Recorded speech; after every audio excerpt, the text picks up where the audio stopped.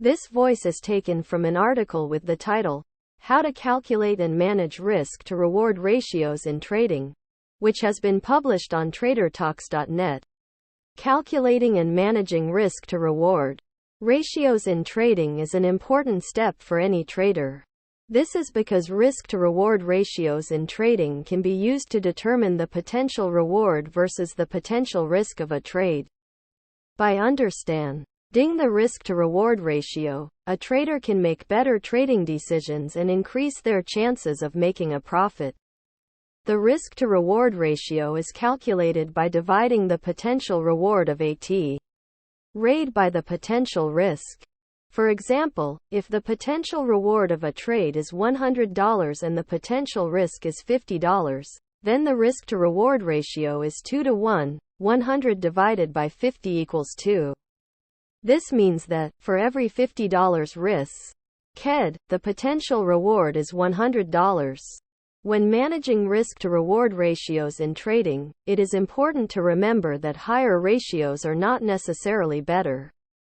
It is important to consider the individual trade and the context in which it is taking place.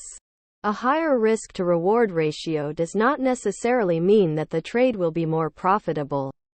In addition to calculating and managing the risk to reward ratio, it is also important to consider the other aspects of risk management. This includes position sizing, stop losses, and other risk management techniques. Risk management is essential to successful trading, and it should always be taken into consideration when making trading decisions. When trading, it is also important to consider the time frame in which the trade is taking place. Different timeframes will have different levels of risk and potential reward. For example, a longer-term trade may have a higher potential reward, but it may also be associated with higher levels of risk. In summary, calculating and managing risk to reward ratios in trading is an important step for any trader.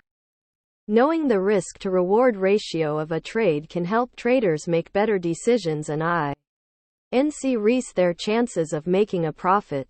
In addition to calculating and managing the risk to reward ratio, it is also important to consider the other aspects of risk management, such as position sizing and stop losses.